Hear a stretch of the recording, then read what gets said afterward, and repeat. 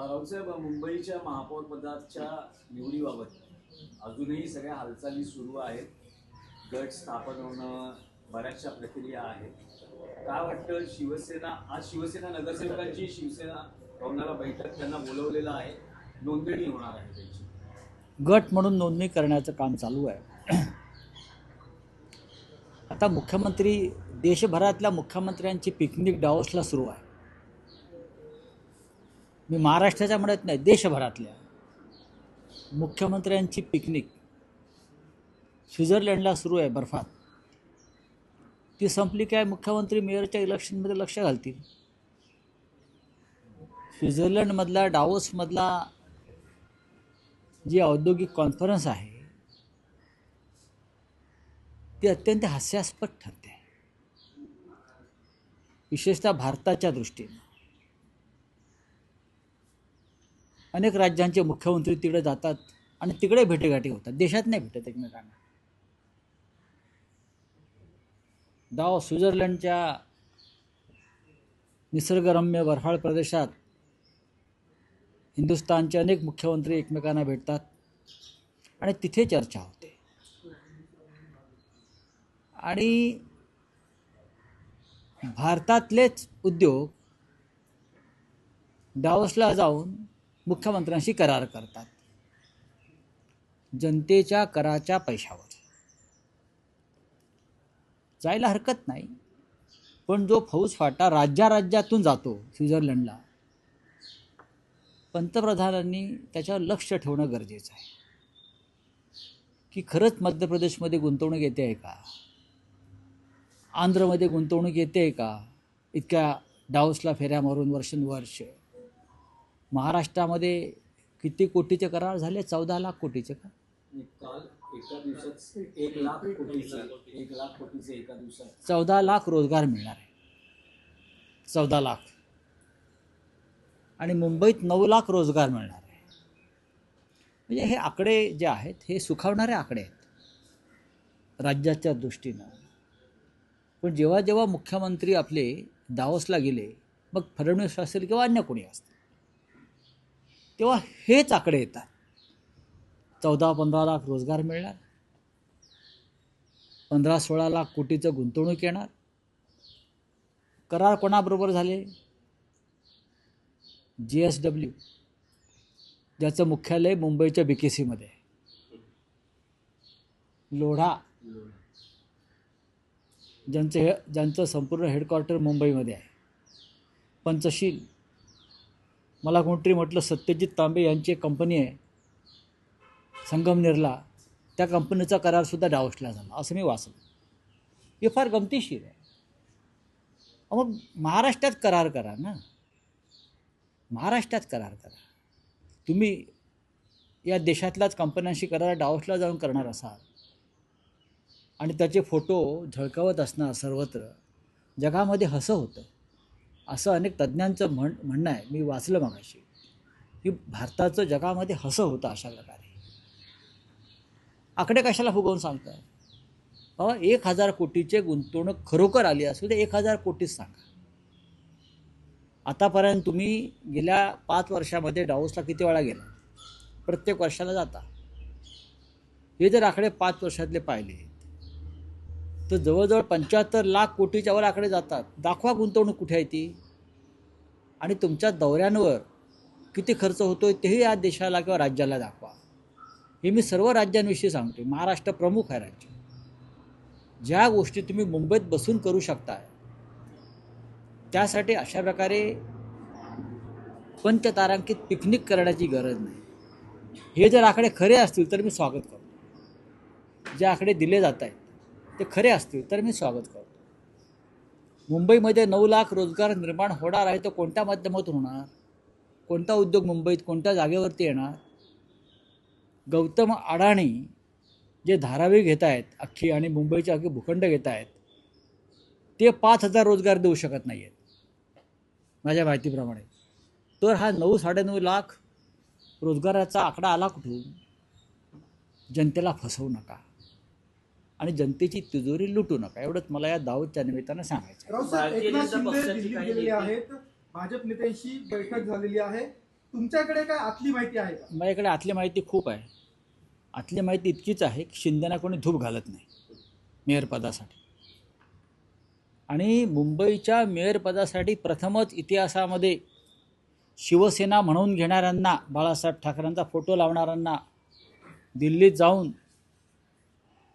जाऊन गुजराती नेत्यांच्या पायाशी बसावं लागतं आहे. याच्यासारखं अपमानास्पद दुसरी गोष्ट मला दिसत नाही. नाही, रावसाहेब, पण एक आहे की विषय ते म्हणू शकतात ना, त्यांच्याकडे आकडा आहे असं दिसतोय. रावसाहेब, कल्याण डोंबिवली महापालिकेतली स्थिती दिवसेंदिवस विचित्र होताना दिसते आहे. तुमचे 2 नगरसेवक यापूर्वी नॉट रिचेबल होते, आणखी 2 नगरसेवक आणि तुमचे not प्रत्येकावरती reachable झाले. कायदेशीर कारवाई सुरू आहे. जे गट बनवण्यासाठी उपस्थित राहत नाही आहेत त्यांच्यावर अपात्रतेच्या संदर्भातली कारवाई सुरू आहे आणि ती कारवाई यशस्वी होईल. मग ते कुठे गेलेले असू द्यात.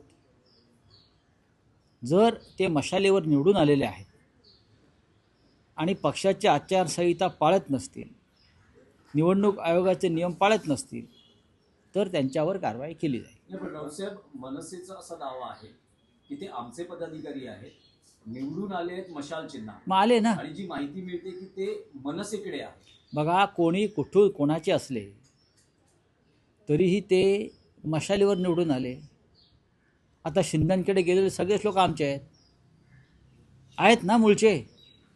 आता ते त्यांच्या चिन्हावर निवडून आले ना असलेल्या. भाजपमध्ये अर्धे काँग्रेसचे लोक आहेत किंवा राष्ट्रवादीचे लोक आहेत.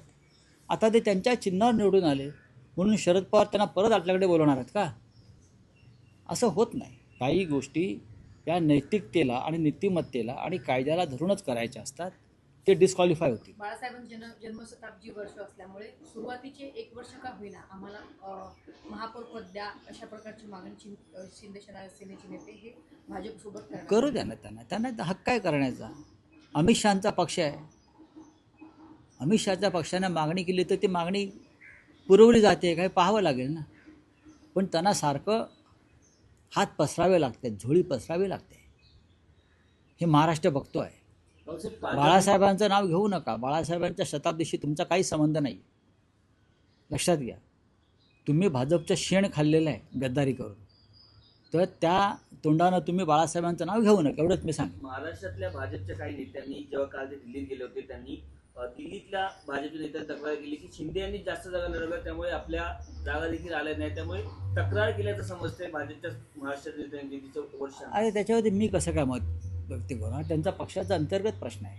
रावसाहेब, काल राज ठाकरेंची तुम्ही भेट घेतली. परवा बाळासाहेबांचं जन्मशताब्दी वर्ष आहे, त्यांना त्या कार्यक्रमाला तुम्ही आमंत्रित केलं आहे. राज ठाकरे येणार आहेत का, आणि कार्यक्रमाचं काही स्वरूप ठरलंय? सन्माननीय राज ठाकरे यांच्यासह त्यांच्या पक्षाच्या सर्व प्रमुख पदाधिकाऱ्यांना, कार्यकर्त्यांना आम्ही आमंत्रित केलेलं आहे आणि ते नक्की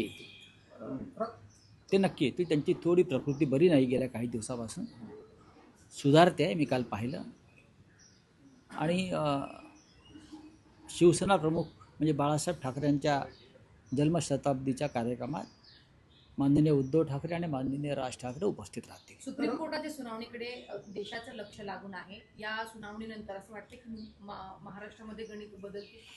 नाही, गणित नाही बदलणार, पण चित्र बदलेल. पालघरमध्ये कम्युनिस्ट पक्षाने मोठा मोर्चा काढला. वाढवण बंदराविरोधात अनेक जे स्थानिक भूमिपुत्र आहेत ते आक्रमक झाले. काल मोठा मोर्चा निघाला, जिल्हाधिकारी कार्यालयात हा मोर्चा निघाला होता. काय सांगाल या संदर्भात? हा अत्यंत महत्त्वाचा विषय आहे.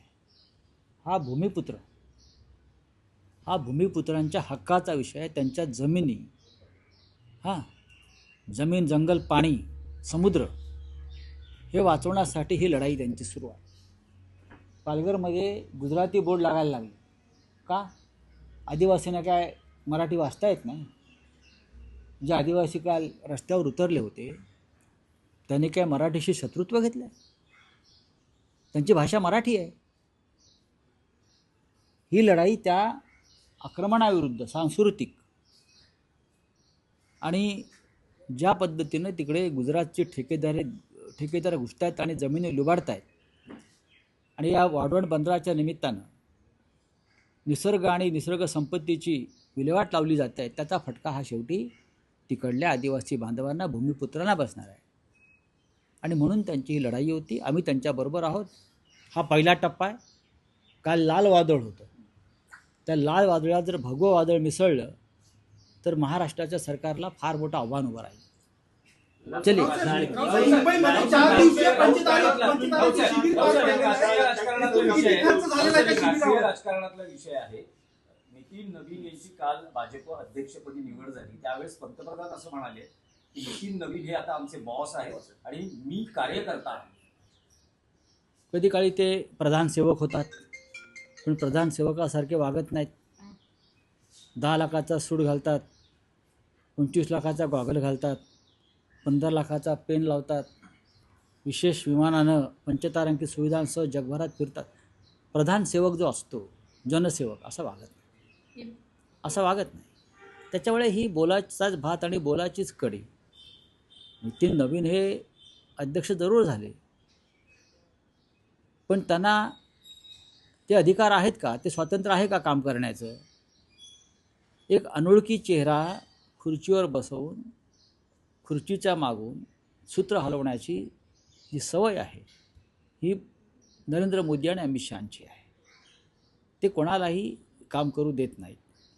पक्ष आणि सत्ता आपल्या ताब्यात यावी यासाठी ते बिनचेहऱ्याची माणसं मुख्यमंत्रीपदावर आणि पक्ष संघटनेच्या पदावर नेमतात. नवीन हे एका राज्याचे मंत्री होते फार तर, आणि ते काय सामान्य घरातले वगैरे अजिबात नाही. त्यांचे वडील फार मोठे नेते होते, मंत्री होते, 4 वेळा आमदार होते आणि घराणेशाहीतूनच नवीन पुढे आलेले आहेत. वडिलांचा मृत्यू झाल्यावर त्या जागेवर 4 वेळा नितीन नवीन निवडून आले, मंत्री झाले. मस्त आहेत ते. तेव्हा सामान्य घरातला कार्यकर्ता वगैरे शब्द जे वापरले आहेत ते चुकीचे आहेत. रावसाहेब, मुंबईमध्ये 4 दिवसीय पंचतारांकित शिबिर पार पडलेलं आहे शिंदेच्या शिवसेनेचं. एकूण किती खर्च झाला त्याच्यावरती नाही मला माहिती. त्या बाबतीत काही सर, माहिती इम्तियाज जलील यांनी मोठा दावा केलेला आहे. मालेगावमध्ये सतत बोलिए. हाँ? सुप्रीम कोर्ट का आज हियरिंग है 3 साल के बाद, आपको क्या लगता है कि आपको ये जो फैसला है ये संवैधानिक आधार पर फैसला होना था. 10th शेड्यूल जो है संविधान में, जो पक्षांतर होता है, पार्टी बदली जाती है, एक चिन्ह पर आते हैं, एक पार्टी में आते हैं, दूसरे पार्टी में जाते हैं, ये 10th शेड्यूल में उसके बारे में स्पष्ट सूचना लिखी है. ये लोग डिसक्वालीफाई होने चाहिए थे और उसका फैसला 3 साल में नहीं 3 महीने में आना चाहिए था. लेकिन लगता है सुप्रीम कोर्ट पर पॉलिटिकल दबाव है. कल था, आज है और कल भी रहेगा, इसलिए तारीख पे तारीख चल रही है. अभी मैंने सुना है आज से अंतिम आर्गूमेंट शुरू होगा और फैसला जल्दी आ जाएगा. हम इंतज़ार करेंगे. अगर हमारी न्यायपालिका सचमुच फैसला देना चाहती है तो 1 घंटे में दे सकती है. सब कुछ सब जनता भी जानती है और सुप्रीम कोर्ट भी जानता है क्या हुआ है. लेकिन सुप्रीम कोर्ट कौन चला रहा है? सुप्रीम कोर्ट प्रधानमंत्री मोदी, अमित शाह चला रहे हैं. चंद्रपुर में आप बीजेपी के साथ जा रहे हैं. उनका पुरावा नहीं दो. आज उम्मीद है कि आपको रिजल्ट आएगा, कुछ प्रॉफिट होगा इसमें? हम तो उम्मीद 3 साल पहले करते थे, लेकिन चुनाव आयोग, दिल्ली का मुख्य चुनाव आयोग, वो राजनीतिक दबाव में फैसला उसने सुनाया और पार्टी एकनाथ शिंदे को दे दी. हम सुप्रीम कोर्ट में चले गए. सुप्रीम कोर्ट हमारी बात सुनने को तैयार नहीं अभी तक, तो हम उम्मीद कैसे करें? लेकिन लगता है कि आज अगर बात हो जाएगी सुप्रीम कोर्ट में हमारे वकीलों की, तो हम बोल सकते हैं कि हाँ फैसला आ जाएगा. जो भी आना है फैसला आने दो.